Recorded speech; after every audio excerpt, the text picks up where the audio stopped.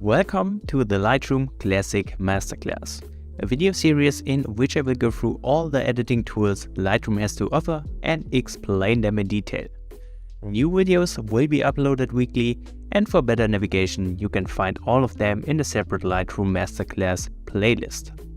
You can follow along this video by downloading the raw file from the link in the description of the video. In this workshop, let's take a look at the basic adjustments.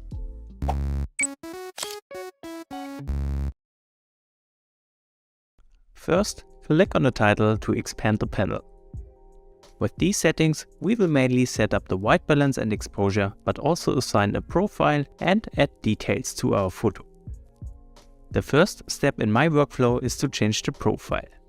Keep in mind, these profiles are only visible to you if you're shooting in RAW. When editing a JPEG, you won't be able to set up the profile. Now, there is nothing wrong with the preset Adobe Color profile, but most of the times, other profiles help getting the photo to a better starting point. Click on Adobe Color to reveal the drop-down menu. Going through this list, you will see each profile has a slightly different look. They are affecting the color as well as the contrast of an image. I usually want to have a very flat base image to start working on. For that purpose, Adobe Neutral or Adobe Standard are perfect. They reduce overall contrast and color and thus give you more control to adjust those parameters manually. Another one of my favorites is Adobe Landscape, which actually will increase the base saturation and therefore is perfect if I want to create a vibrant photo like I want to in this case. There are many more profiles you can check out behind the Browse button. Most of them, besides the Adobe RAW profiles, will more heavily alter the image, so just be aware of that. By adjusting the amount slider, you can regulate the strength of the chosen profile. Sadly, this slider doesn't work for all those Adobe RAW profiles, however. And one more thing I want to add, you can mark a profile as a favorite and thus make it appear in the profiles drop-down menu. And to do that, simply click on that star icon in the upper right corner. Let's set up the white balance. This tool is generally used to correct color casts and make white objects, for example snow, appear to be white, thus the name white balance. However, depending on your style and preferences, that's not always what you want. First, let us try to set the correct white balance for this photo. Open up the drop-down menu and change the settings from as shot to auto. Lightroom then tries to automatically adjust temperature and tint to get the correct white balance. This works surprisingly well in a lot of cases. You can also choose from different white balance presets for different situations, like daylight, clouds or flash. These are settings you will most likely find in your camera as well, but they probably won't get you 100% correct results. The most precise way to set up the white balance is the White Balance Selector tool. Click on the little eyedropper tool and hover over the image.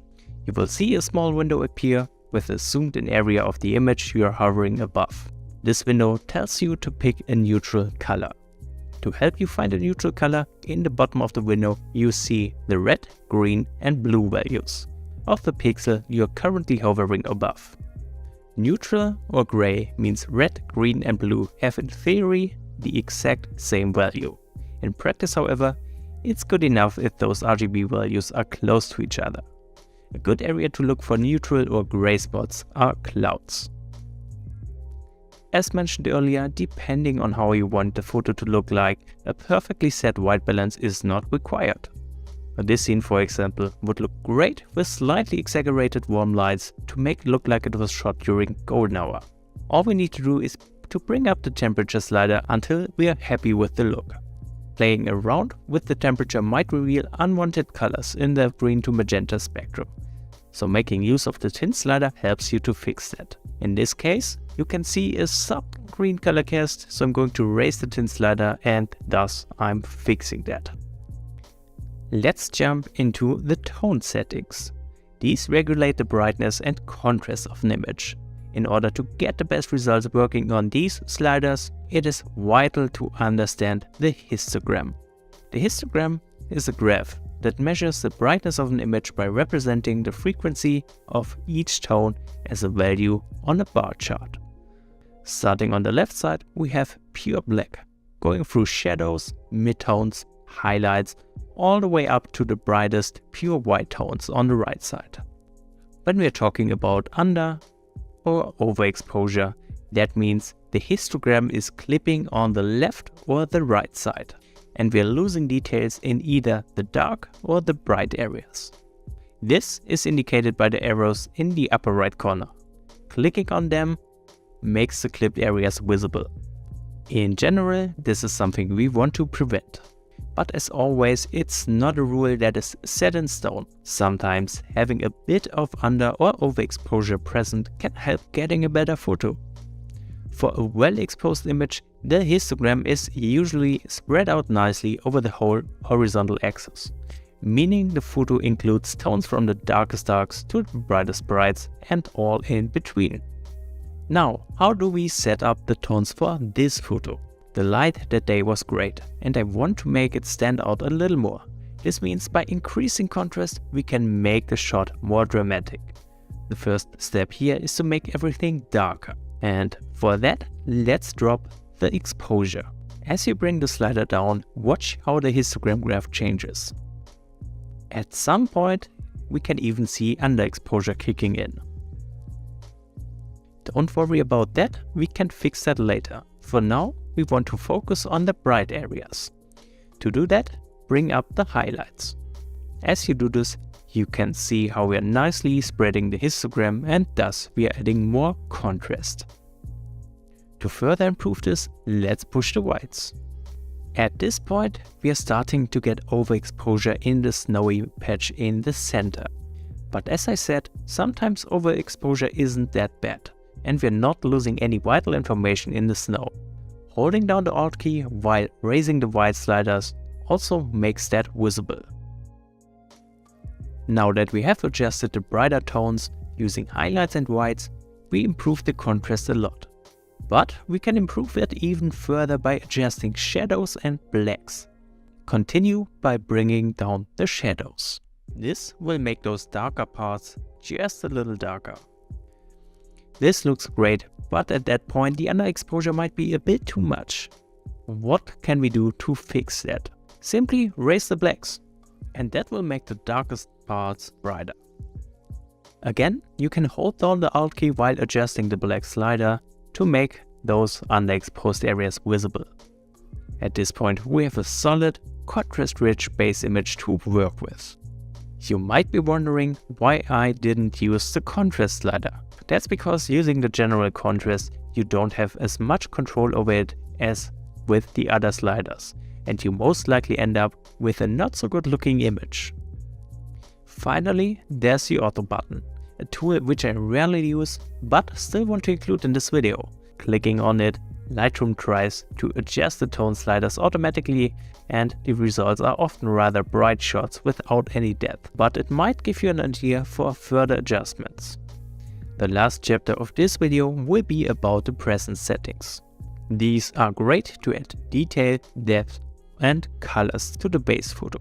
But be careful, all of those sliders are extremely powerful and quickly overdone. Starting with texture, this slider adds fine detail to an image, almost like sharpening. I use it on pretty much all the shots I edit, but I rarely go above 15. Going higher makes the photo look like a grungy HDR scene from a decade ago, so we don't want that. Clarity is great to add depth and clearness. In my experience, it works perfect on mountain landscapes, but it can also be used to add a soft, almost autumn glow-like effect by using negative amounts of clarity. Perfect for a dreamy scene. The same goes for dehaze. As the name suggests, its intention is for reducing haze, and it works quite well when used in subtle amounts. But I personally love reducing the dehaze amount to add artificial fog or glow to an image. With the last two sliders, vibrance and saturation, we can control the photo's color strength. Bringing up those sliders will make colors more intense. Usually adding a bit of vibrance after working on the tone adjustments is a good idea. but keep in mind you can target specific colors later in the editing process for a more pleasing result.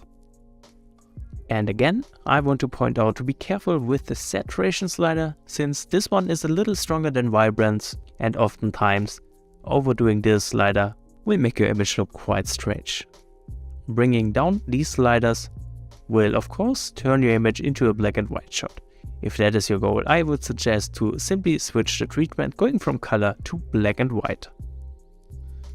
And that's about it for the first masterclass video about the basic stuff. In next week's video, we will be talking about masking, so if you want to get updated, make sure to subscribe to this channel and maybe click the bell icon.